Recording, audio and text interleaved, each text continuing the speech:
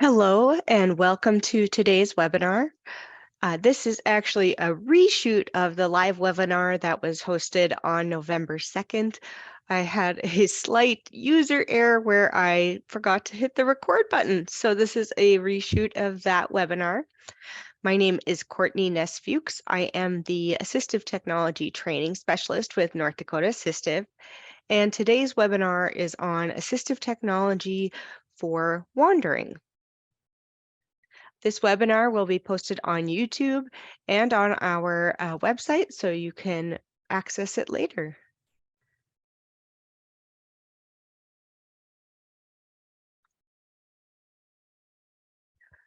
So when I was putting together this presentation, I was struggling with where to start and how to structure it.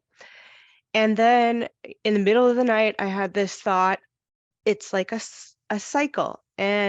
And then it dawned on me and I could put it together. But in my mind, there are kind of four main components of the wandering or elopement cycle and what we can do to keep someone who has those behaviors safe. So the very first circle in the cycle for me is prevention. How can we prevent that behavior from occurring? Next, we move on to the active part of wandering or eloping and alerting a caregiver that's there. Let's give them an alert when that event is taking place. Then we have the third part, which is reacting after a wandering event has occurred. How do we react? How do we find that person quickly and safely?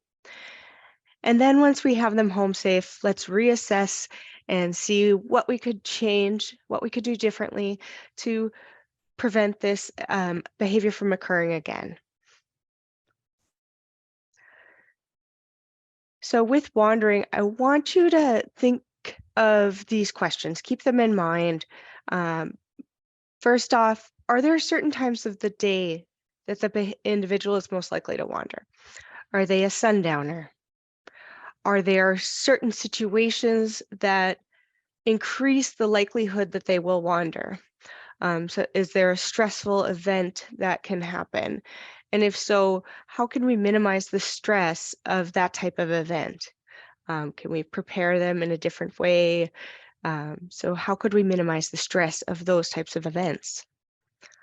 And then for someone with dementia, is there a specific activity from their past that they're trying to get to, that they're trying to, say, leave to go to work? And if that's the case, is there a productive type of activity you could provide them with that they could do, such as folding towels or sweeping, something like that, that they feel that productivity and less of the urge to, oh, I need to get in the car and drive to work? And then also for someone with dementia, is there a specific place in their past that they're trying to get to? Are they trying to return to, say, a childhood home, for example? And if that's the case, what can we do to make their current environment more similar to them? So is it pictures, music, comforting things? How could we change the environment so that they feel more safe and secure in that current environment? Then kind of moving on to that active part of when someone is in the process of wandering or eloping, um, who is their caregiver and how will they be alerted when that event is taking place? So who needs to be alerted? Is it that same person at all times of the day? Is it different people throughout the day, on different days of the week, that sort of thing? And then how will that person who is designated be alerted? So those are the questions have you ask yourself when you are working with someone who is wandering. And now we'll move to the first circle of our cycle, prevention. So let's prevent that wandering before it occurs. Some different assistive technology to help prevent wandering includes door murals. There's some beautiful door murals you can purchase online. They are made of a fire retardant material for safety, but these can kind of help disguise an exit door.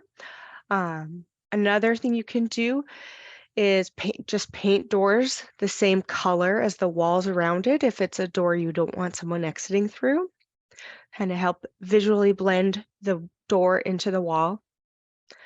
And then you can, maybe they are leaving because they're looking for a place. Maybe they're looking for the kitchen or they're looking for the bathroom. One thing we could do is to make clear labels of those rooms for them so they know, okay, here's the toilet, instead of trying to leave through the exit door.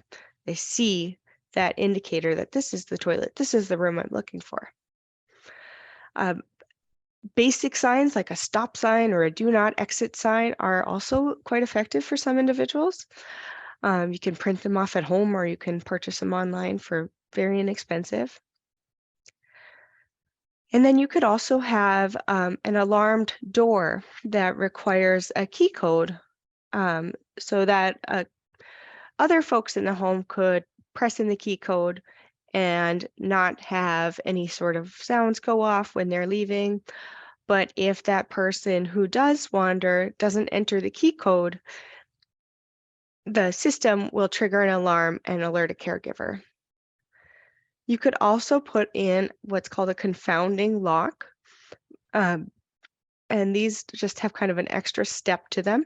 There is a link in this PowerPoint to some different types of confounding locks, and you can put those kind of up above or below their person's line of sight.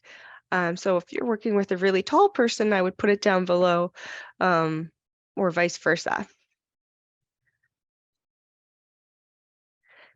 Now we've moved on to the second ring of the circle of the cycle, alerting. So the person is trying to leave, and we want to be alerted so we can stop them before they leave.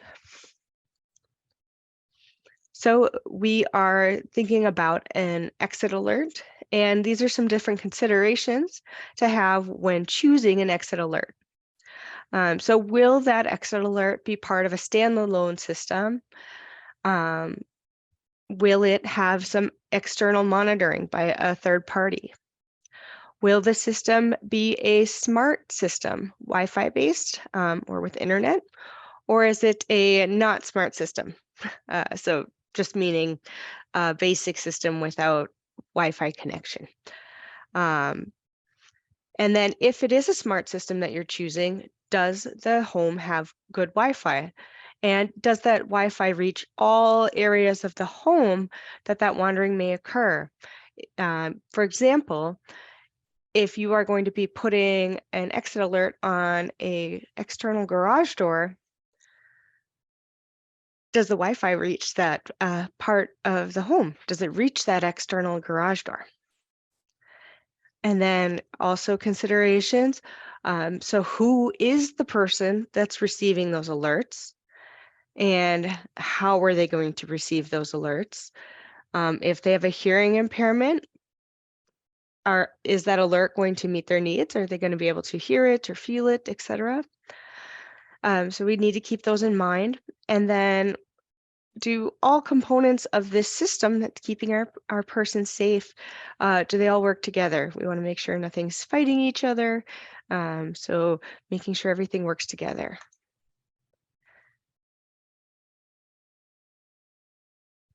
And then, so now just moving into some different types of basic alerts. Again, these aren't really basic. I call them basic because they don't require internet. So it's just a term that helps me keep things straight in my head.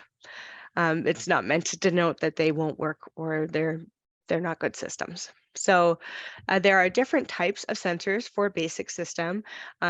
These also carry over to a smart system. Different types of sensors to alert someone leaving. We have an open close sensor. And so basically what that does, or they also call them a contact sensor, is there will be a little adhesive part on the door frame and one on the door. And there's a magnet within them. And when the door opens and the magnet detaches, it triggers an alarm. So that's an open close sensor, and those can go on doors and windows. You could even put them on a fridge. for example, if you needed to be alerted to something else. You can also do just a simple motion detector. There are bed or chair sensors that will alert you if a person has risen, say, to a standing position, or if they have stepped on a mat to go outside. So you can have a bed, chair, or a floor mat. Those are the different types of sensors. On the page here, I have a picture of the Simple brand alert system for a caregiver. It is a very simple system, but it works really well. And it has that open door or open close sensor, contact sensor.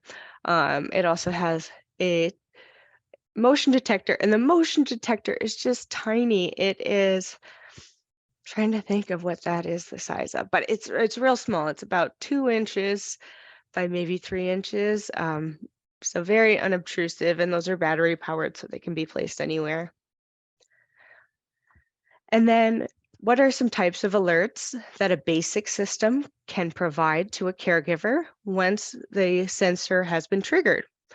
So you can have a caregiver pager, and that can be worn on the belt clip, or it could have a pendant or be a like watch style of alert. So think about your caregiver. How are they going to be carrying that around with them, that pager? And then you can also have chimes that are plugged in or battery powered, so that could be moved around with them if it's a battery powered one, or the plugins could be placed throughout the home. And if you're doing a plug-in type of system, can it be heard everywhere throughout the home?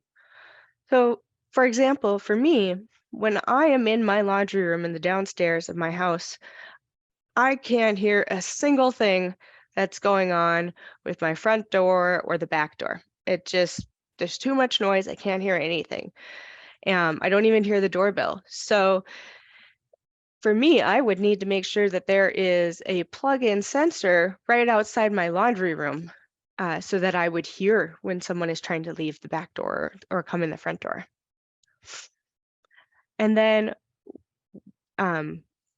if the caregiver has some sort of hearing impairment, the person who's receiving those alerts, how are they going to get that signal? If it's a sound, is it a sound that they can hear? And then what about at night? So maybe they take out their hearing aids. Most folks do take out their hearing aids at night, or they have a cochlear implant. And they take that off at night. How are they going to be alerted if they can't hear that sound? So there are alerting systems that are specifically made for folks that are deaf and hard of hearing that offer tactile alerts and bright flashing vibration or bright flashing strobe lights, that type of thing. So just some different considerations to think about when selecting an alert. There are also smart alerts, and again, I'm not trying to say that these are better than the basic alerts. We say smart because they require internet. There are many different systems out there. I have 2 on the screen here, the Simply Safe and the Ring Alarm system. So these are both systems where you can add in an external monitoring piece, but you don't have to. And they connect to the home's Wi-Fi. They typically have a sensor pad that you can engage or disengage. You can have a motion sensor. You can have those open close sensors. You can even have a video doorbell or cameras. And those cameras could be nice because you could get an idea of the direction someone is headed from like a video doorbell. You can see, okay, they left on the video doorbell. Let's look at the video. Oh, looks like they're headed east. So you at least have an idea of which way to go. And those smart alerts can give you different types of triggers, or excuse me, different types of alerts. So you can get the paging. You can get all the types that a basic system can give, but you can also get alerts that are sent to a smartphone or sent to multiple people's smartphones. And those could show up on, say, a smartwatch as well. And the smart systems that are Wi-Fi based can also trigger different types of routines with smart home devices like Alexa or Google that could help prevent the wandering further. We got it. I'm so thirsty. Okay. Moving on now to the third part of the cycle for the wandering is reacting. So in this part, we're talking about a person who has left the home and we need to find them. So we need to react, find them quickly as possible. One special program I want to make sure to mention is Find Safe. So Find Safe is a program that the North Dakota Center for Persons with Disabilities, along with the U.S. Department of Justice, is putting on. And what it does is it's an alliance between caregivers, first responders, law enforcement, and this Project Lifesaver to give individuals who have that eloping or wandering tendency, they have a pendant that they wear on the wrist. So it's a watch style. And they are registered with the program. A caregiver would fill out a profile for them, talking about that specific person.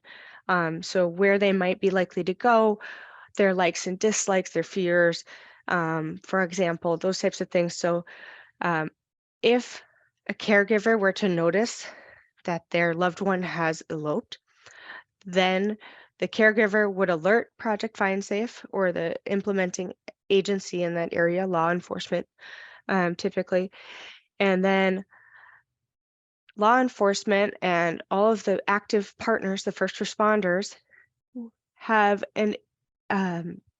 it's a special frequency. So the watch that the person is wearing has a special frequency and they have equipment to go and find that person. And so this is just a fantastic program.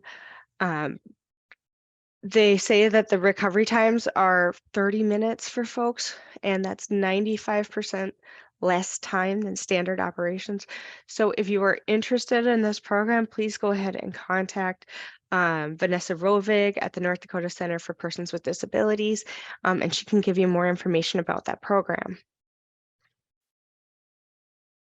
Okay, so now moving on to more off-the-shelf or basic tracking devices. First, we want to think about how is it going to be attached to the person? How is it going to be connected to them? Is it going to be on their clothing, their shoes, their backpack, car, etc.? And then will they keep it on? Do they have a sensory need, and they might really hate the way that a watch feels and they will not wear it? Or are they leaving in the night and so they're not putting on their shoes? They're not putting on their clothing. Those are different types of things to consider. So we think about when this behavior is occurring and work within that to find a good way to get a tracking device on them. Also, things to consider with a tracking device is the ease of use for the person and for the caregiver.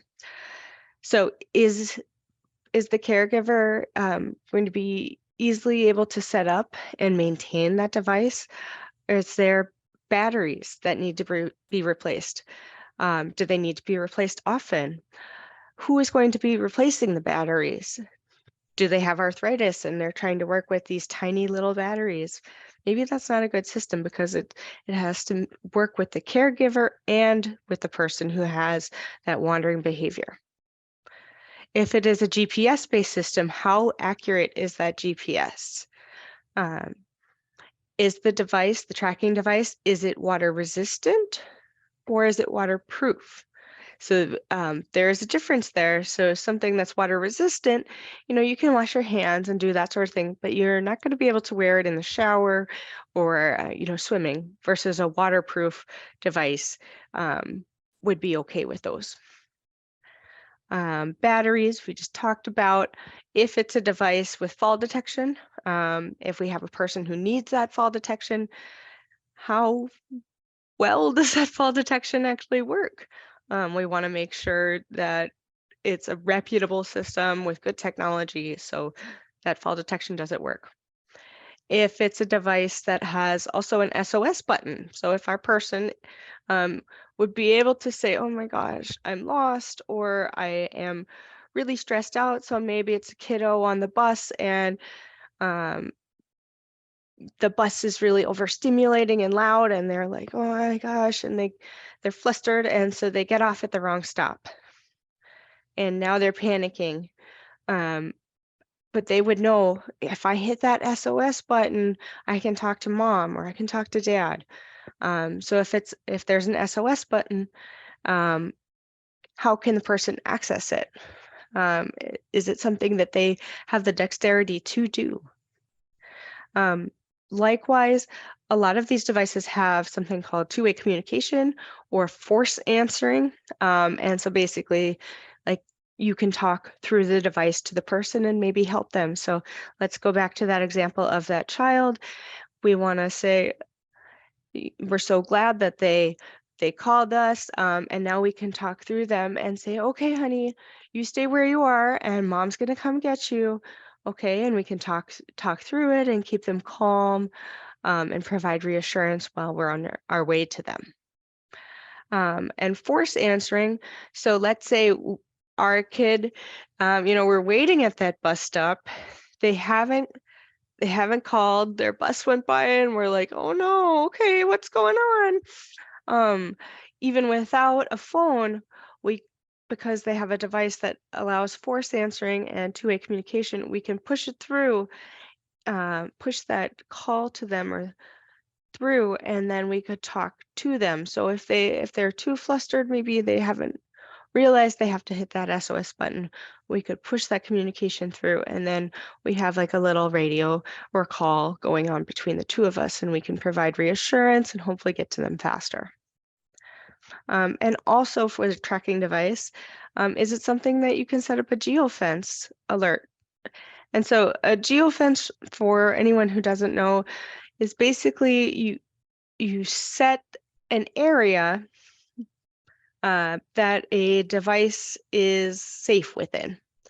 And so if you go beyond the geofence, say you go beyond the fence of the yard and it's an area we want to be alerted to, the caregiver does, then once you move beyond that safe space, an alarm will trigger where your caregiver will be alerted. Other things to consider when picking a tracking device is if there are monthly fees or if a contract.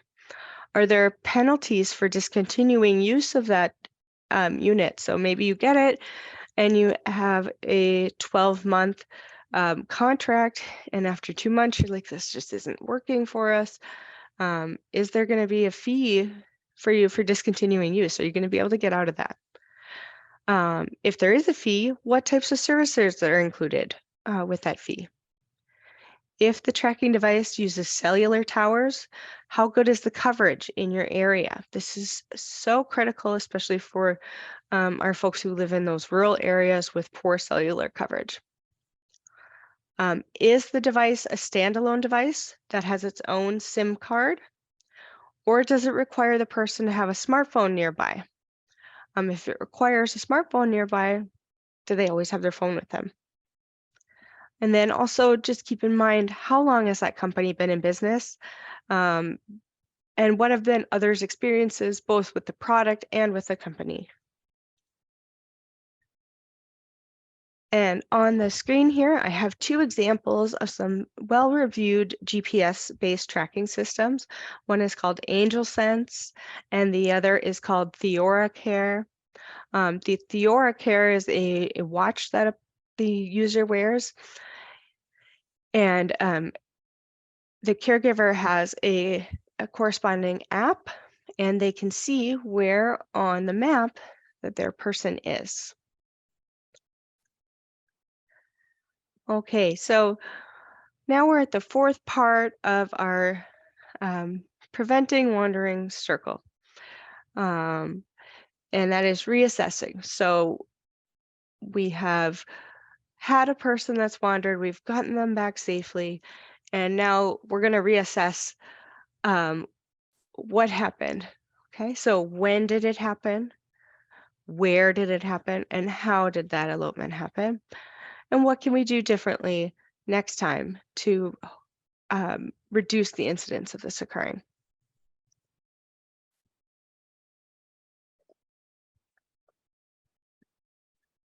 So that is some basic assistive technology um, for someone who wanders or elopes.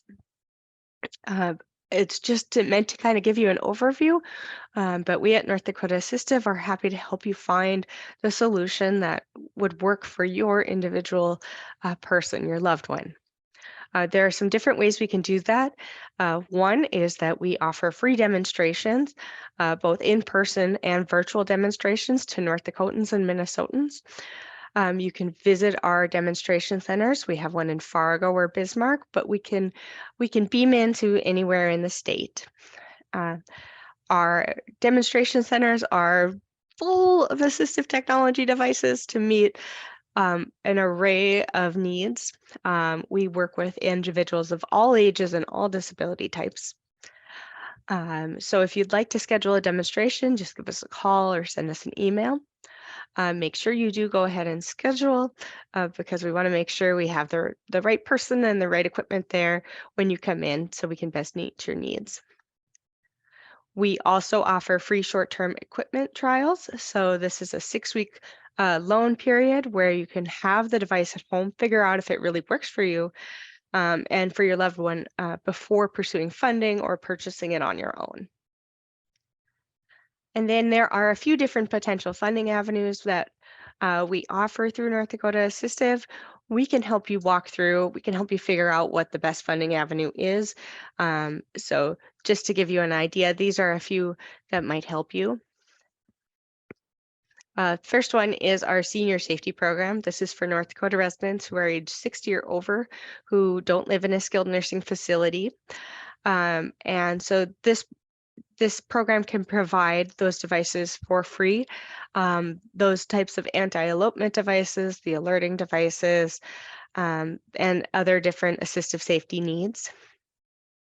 We have a specialized phone program, and there may be some devices that kind of work within that anti-elopement area through this program. So we would work with you again. A specialized phone program is for North Dakota residents who have a severe hearing, speech, vision, physical, or cognitive impairment that makes phone use difficult and who meet income guidelines. And lastly, we have our Possibilities Grant Program. This is open to North Dakota or Moorhead, Minnesota residents who meet our income guidelines. And it provides purchase of assistive technology devices and services. This is a grant program. It is based on how much we're able to fundraise, and then each application is considered individually, and we have a review committee who determines if we're able to fund that request, and we also make sure that a proper assessment has been done for the individual so that the equipment they're receiving funding for will actually meet their needs.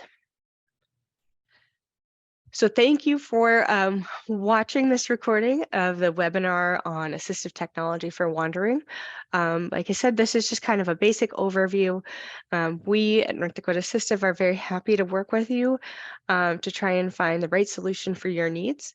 So get in touch with us. You can call us or visit our website, which is www.ndassistive.org, or call us at 800-895-4728. Thanks again and have a great day.